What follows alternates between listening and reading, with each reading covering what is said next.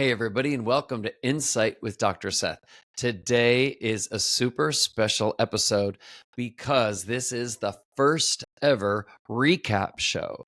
I'm going to recap the first 43 episodes of the Insight with Dr. Seth podcast, and it is going to be a trip. In fact, I'm calling this episode Dr. Seth's mildly entertaining, slightly ridiculous recap show, Volume 1. I hope that you enjoy it. If I've done my job by the end of this episode, hopefully you'll have laughed a little, reflected a little, and who knows, maybe you'll even have stopped to think about something that you never stopped to think about before. I'm even going to sneak in an extra story or two that didn't make it into the original episode. And in fact, I'll do that specifically when it comes to our celebrity meeting stories, our really bizarre or funny stories about meeting celebrities. And by the end of today's episode, will you find out how I got the singer Marie Osmond to introduce herself? That is a yes. Those insightfuls who are regulars around here, they know the drill. They know what we do in our Curiosity Clubhouse here. We gain insight in the Insight with Dr. Seth podcast into what makes us tick so that we can better understand ourselves and others. Today, we're going to cover a lot of ground in this episode, so buckle up. In fact, a quick call out to the insightfuls. Where do you listen to this podcast? Do you buckle up and listen to it while you're driving? Or do you maybe do chores around the house and listen to it with your earbuds in? For me, before I started doing this podcast, I used to listen to podcasts and I would do it when I'm cleaning, doing laundry. And it was amazing how I could get so much more done when I had something to focus on other than all those boring, monotonous household routines. So I wonder, where do you listen to Insight with Dr. Seth? There's all different ways that you could listen to it. And in fact, some people watch it. You can watch it on Apple Podcasts or Spotify. You can also watch it on our YouTube channel. Now, because today's episode is the first recap show, we are going to cover more topics than we can count. Actually, speaking of counting, did you know that counting, compulsive counting, is one of the most frequent behaviors that sometimes accompanies OCD, obsessive compulsive disorder? Speaking of OCD, did you happen to catch our episode on anxiety disorders, OCD, and panic attacks with Dr. Sonia Hurton-Graven? I asked her what someone should do if they see someone near them having a panic attack. And here is our first clip. What is an example of something they could say or do that would help the situation as opposed to making it worse? I would say probably the most common thing that people complain about when they come to see me is that people will tell them to just breathe. And that is not helpful at all for people, even though actually deep breathing is effective. But to tell somebody who's in the middle of a panic attack, just breathe, I think makes them so angry that they want to punch the individual in the face because they're just feeling so terrified. And it feels so medical and urgent a lot of times when people are in the middle of a panic attack, that to have somebody say, oh, it's okay, it's not dangerous, just breathe, is just so not on the mark for a person who's in that state.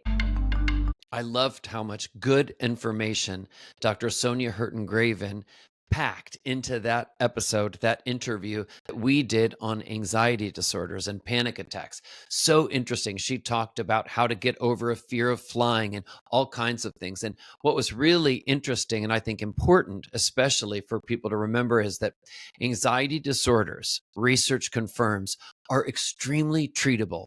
Sometimes something that seems incredibly overwhelming and impossible to treat actually is remarkably treatable, and it can take a shorter amount of time than you may think.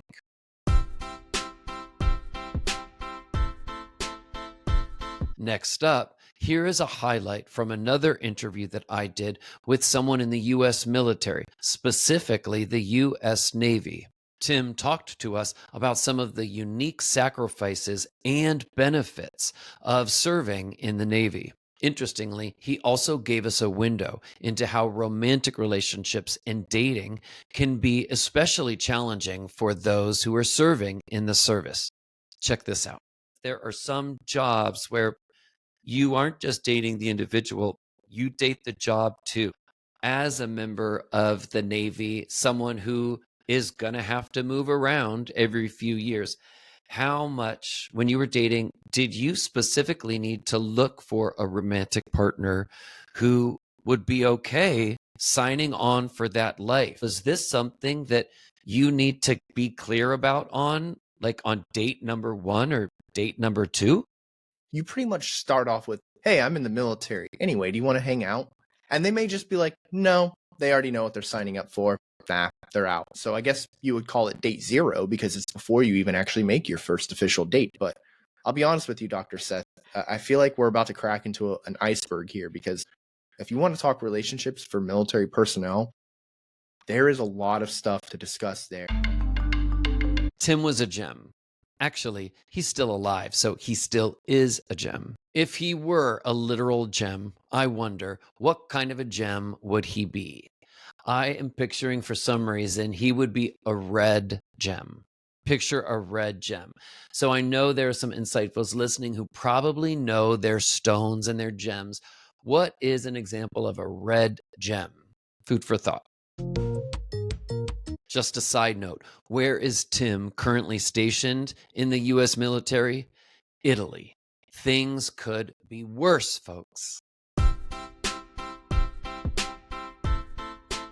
Alrighty, the next clip that we are going to do is one from one of my favorite episodes. This is with the world-famous plastic surgeon, Dr. Vladimir Gregorians, who is based in Los Angeles. This plastic surgeon talked to us about beauty standards. And most of all, he answered this question that I was just dying to ask him. Dr. Gregorians, can a plastic surgeon make someone beautiful? Well, we're all beautiful in our own ways. We cannot change completely how someone looks, but we can enhance a person's natural beauty. There are clearly procedures that do that. Rhinoplasty can have a very dramatic effect on someone's face. So frequently, it's just the first thing that people notice and it draws attention. Once we reduce the size of the nose and make it smaller, less projecting from the face, other features stand out. So we haven't really done anything to the rest of the face, but we allow the other features to stand out once the nose is not drawing attention anymore. With other plastic surgical procedures, that's also the case. I don't like to say it makes people beautiful, but it does restore or enhance their natural beauty. Dr. Gregorians is not only an expert in his field, he is also a total sweetheart. And not just an expert, but also a musician to boot. Yes, he sure does play in a band on his very limited off time. What a Renaissance man he is. And I am so glad that he spent time with us and allowed me to interview him.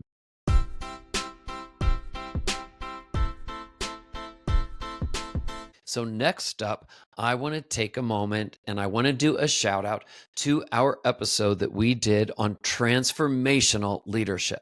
So everybody has probably had a boss at some point or will have a boss at some point. And think about some of the bosses that you may have had that have been good bosses.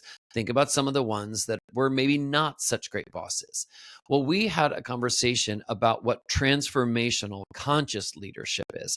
These are the leaders that either you want to be if you're in a leadership position or that you want to have as a boss if you're going to have one. In this clip, transformational leadership expert Jenna Stoliker talked to us about power. I guess what you're saying, conscious leadership cannot go hand in hand with the word power. Is that fair to say? Yeah, we're getting close to it. When you said that, what occurred to me was power then could also get a bad rap. And I think power, there should be like a neutrality around it. Like there is power. There is power in this world. What kind of power is it? You can have power with, you can have power alongside, you could have power over someone. And so how are you utilizing that power? With conscious leadership, we're trying to get people to consider there's more than one way to manage that power. It's almost like you're saying to become a really good leader, we need to look at how we define our own personal definition of power and whether we think of power as a good thing or a sort of nefarious thing. I had a breakthrough when I was doing that interview with Jenna Stoliker. It occurred to me in listening to her that my whole life I have always thought of the word power as being something that was negative. I think that I had always thought of power as being bad, but what I realized in talking with Jenna is that that is because I was associating that word power to situations where people abused power. Jenna Stoliker, however, made us think about the fact that power can be good if harnessed appropriately. Think about a team working together and the positive possible power of a group of people working together. And I just loved how she said you can have power with or you can have power over. So you know what? That is a t-shirt that I want to have. Power with, not power over. And speaking of power, in this next clip, we're going to look at a different kind of power, a totally different kind of power that a person can have. And specifically, we're talking about actors. In this clip, I interviewed playwright, director, and librettist Anton Dudley with multiple off-Broadway theater credits, and he blew me away in this interview. In this clip, we talked about a few actors in particular and the power that they can convey. Something that I respond to a lot, that I feel pulled by, drawn to in an actor, are the looks on faces. So there are some actors, and they tend to be in dramatic roles where they can conjure these looks on their faces, and it looks like there may be 27 different emotions and thoughts all running at the same time, perfectly encapsulated in 1 millisecond look. Can you think of any actors when I say that? The first person comes to mind is Cate Blanchett. And I think that one of my favorite movies is Notes on a Scandal. And she and Judi Dench just going head to head in that film for 2 hours is one of the most horrifying and engaging and delightful and scary things I've ever seen. Talk about a gem. Anton Dudley certainly qualifies as a gem. Anton is one of the most vibrant, bright, interesting, dynamic personalities and intellects, and he is such a pleasure to interview. Anton is currently in the theater department at Kenyon College, and he is an alum of Vassar College. In fact, Anton and I went to college together, and Anton is someone that I have been proud to call a friend of mine. Anton and I have stayed friends since college, and what a blessing that friendship has been in my life.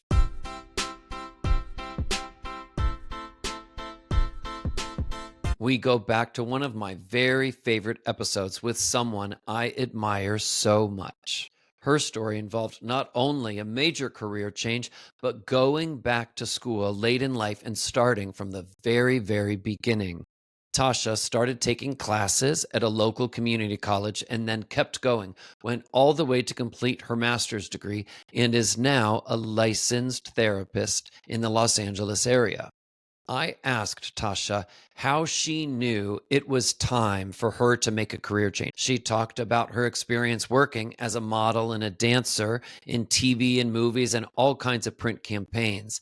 And she talked about how she knew that it was time for her to make a major change.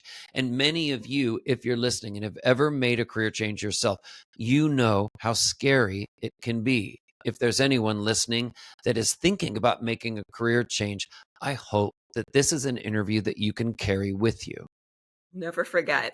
I heard I think it was like Dear Abby, if anybody remembers Dear Abby. Someone had called in and they had questioned Dear Abby about wanting to go be a doctor, go through a doctorate program. And they're like, but I'm going to be 60 by the time I'm done. I don't know if I can do that. And Dear Abby said, well, one day you are going to be 60. You can be a doctor when you're 60, or you can just be 60. And I thought to myself, you're right. You knew that it was ending the previous career. You knew it was ending. You knew you were going to something different. Here's my question. Did you feel it in your bones, in your heart and soul, that what you were going to was the right thing? I don't know if I necessarily knew what I was going to was the right thing. I knew that what I was doing, I was no longer happy with. I just got to a point where I wasn't having fun anymore and I wasn't happy, and I just needed something else. And that's what I was going towards. So at the end of the day, I knew I was changing and I was ready to change into something else. Did I mention, by the way, that I loved that episode? So many people struggle with the idea of a career change and making one, and should they do it or should they not do it? And I got so much feedback after that episode about how helpful people found it. So I'm grateful for the service Tasha provided in sharing her experience with others.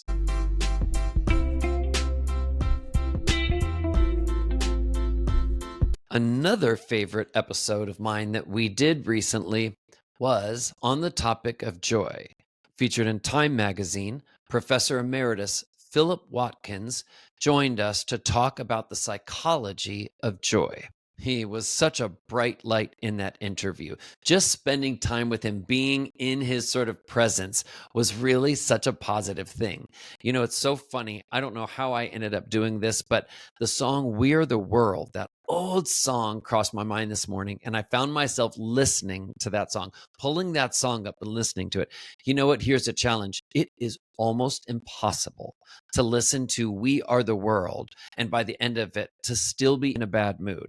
It is just like an incredibly feel-good experience, and I highly recommend that the next time someone's in a bad mood, literally try that out. Press play on We Are the World. But you know what? That feeling, that feel-good feeling, you know, picture everybody in the We Are the World video. They're clapping their hands and singing in unison. Oh my gosh, come on. Well, that's actually how I felt spending time in the presence of Dr. Phil Watkins, and talking about joy just really added an extra boost. So in this clip, he starts by talking about a common experience that is an example of something that can make people feel joy, but then he ends up talking about something much deeper, the purpose of joy. When, our team wins a championship of some kind, we experience joy, but we experience even more joy, even in that context, when we are experiencing that connection of our team winning something, when we're experiencing it with others who also are enjoying that too. So joy is a social emotion, and not exclusively, but I would say primarily. And according to George Phelan's theory, that's what joy functions as, to reinforce our connections with those who are important to our well-being and even survival. If you haven't had a chance to check out that episode, I really encourage it. It was such a feel-good hour to spend with him.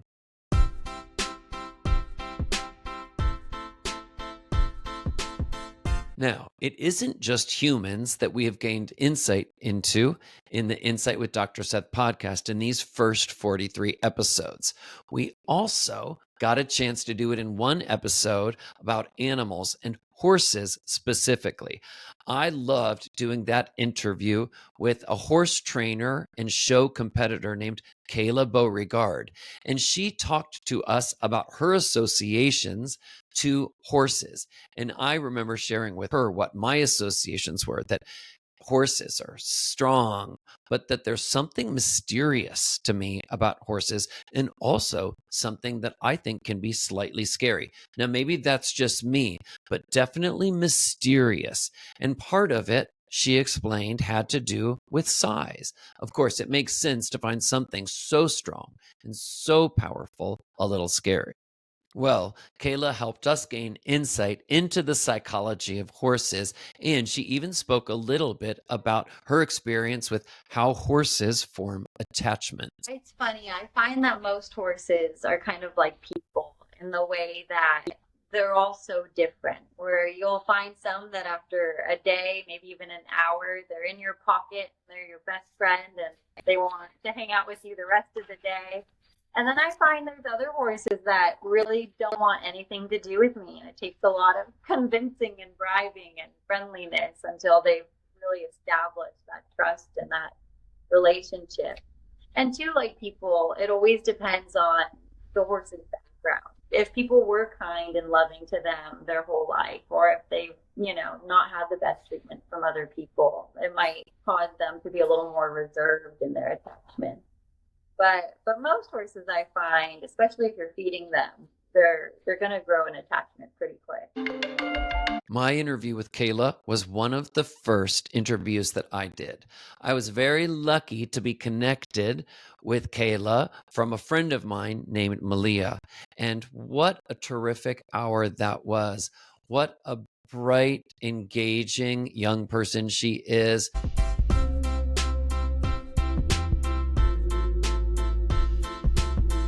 Alrighty, so this next clip is from an interview that I would call a big get for the podcast. I have said from the beginning that I wanted my podcast to be a mix of guests. Famous people, of course, have some really tremendous stories to share, but so do everyday people. In fact, sometimes everyday people's experiences are even more interesting. In this podcast, I'm happy to hear from the mix of all of them.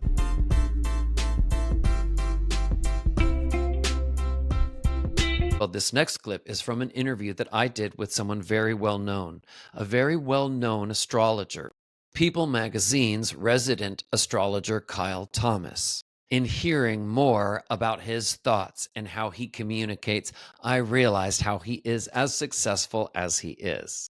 In that interview, he walked us through galaxies. He answered questions about why so many people turn to astrology for answers and the extent to which it is a good idea to turn to astrology for answers. I have a real soft spot for this interview.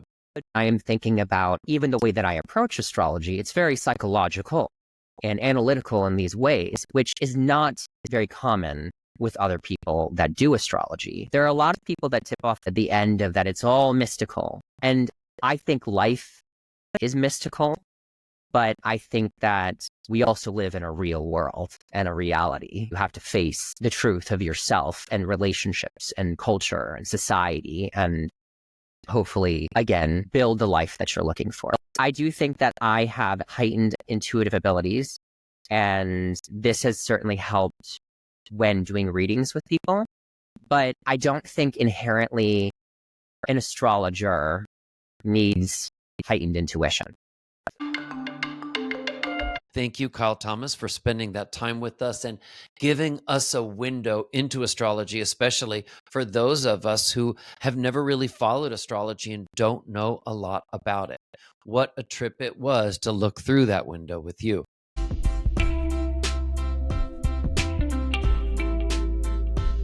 And here we are at the final clip that I'm going to share with you. This highlight is from an episode on some funny and bizarre stories in meeting celebrities. And to be quite honest, some of these stories were too good to keep to ourselves. I mean, come on. As teenagers, getting to take a tour of Carly Simon's estate on Martha's Vineyard with my sister, that was a cool experience. In a moment, I'm going to share a clip from that episode. But first, just need to remind you that yes, I will deliver on my promise. And in a moment, I will explain what Marie Osmond was doing sitting on my lap when I met her. But first, you gotta keep it presidential for the finale, right? I share in that episode what it was like meeting the president, but also how I realized I started thinking about that experience differently years later. The clip will speak for itself, and I'm curious if you will have any of your own thoughts on this as you listen.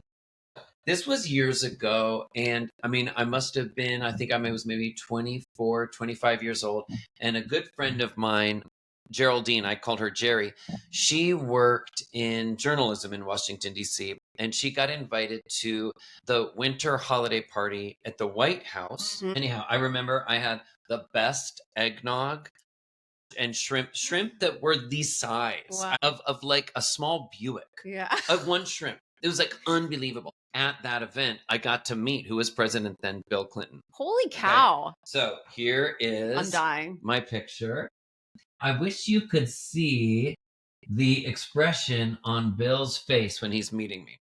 All I know is when I met Bill Clinton, he oozed this sort of charisma, more so than anyone that I have ever met in my life.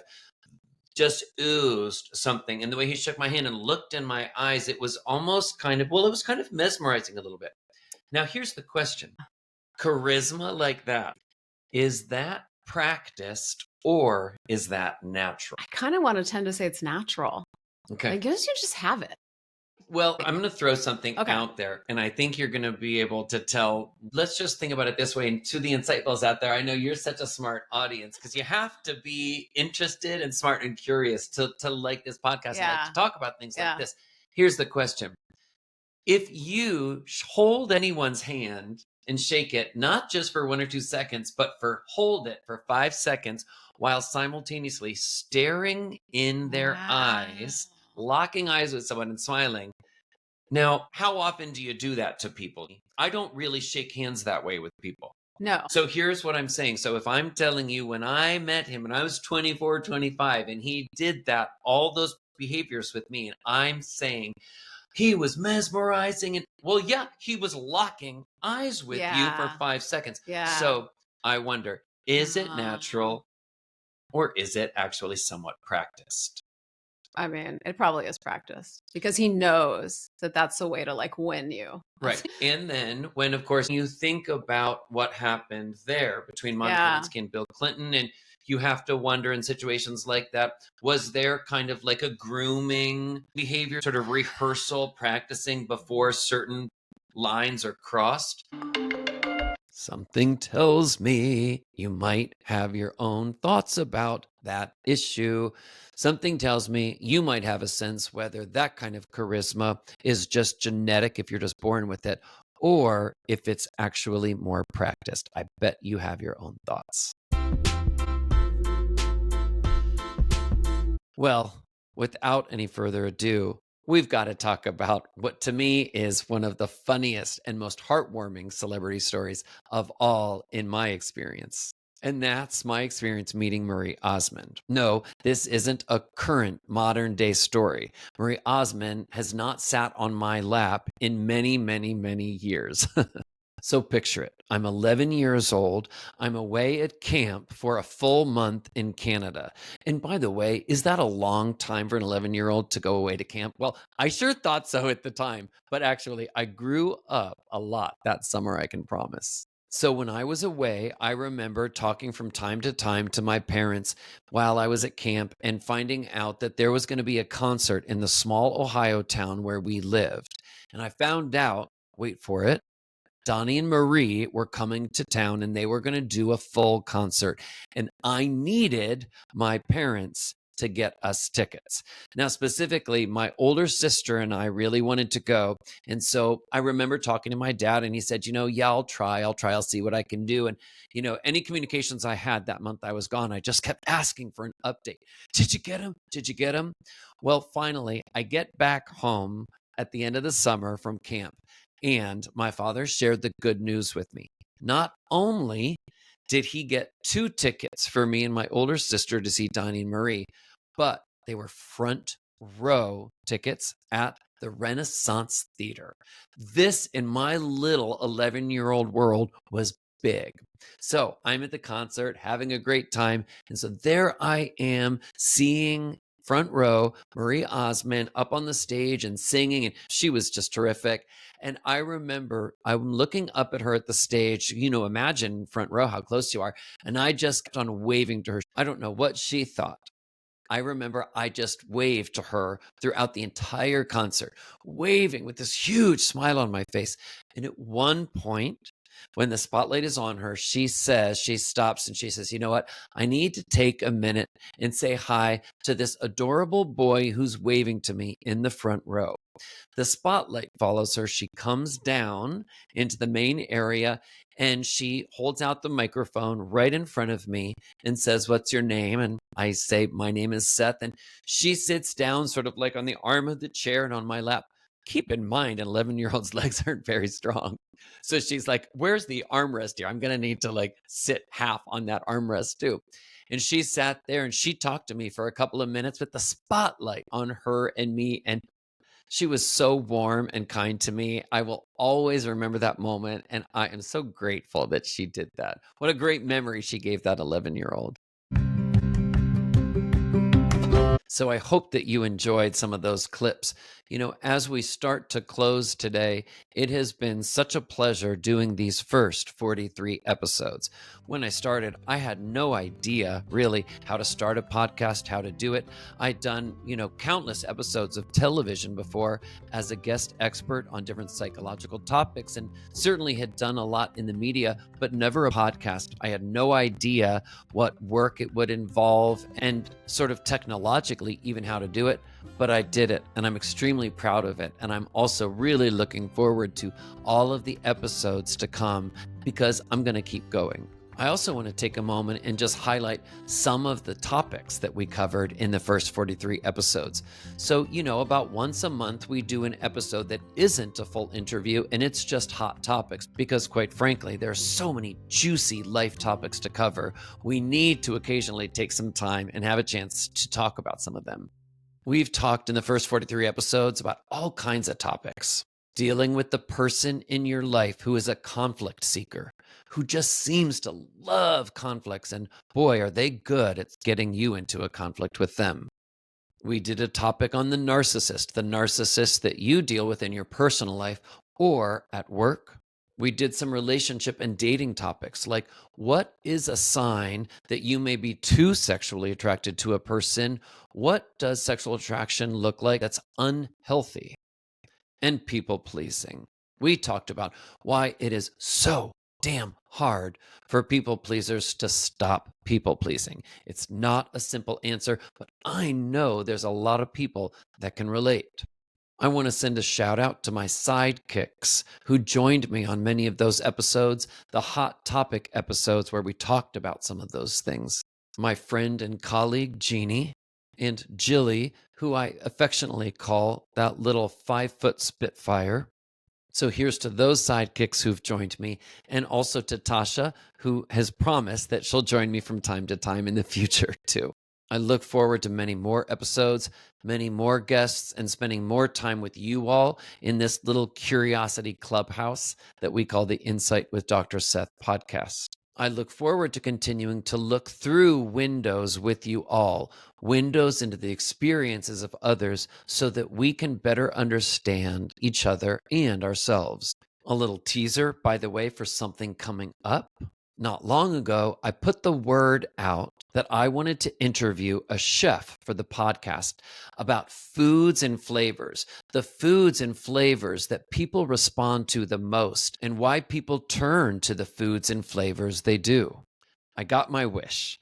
A famous chef, one who has spent years on television, will join us coming up, and I can't wait. Thank you for spending time with me today. It has been a pleasure, and I hope you all have a good rest of the day. Join me for more episodes coming up.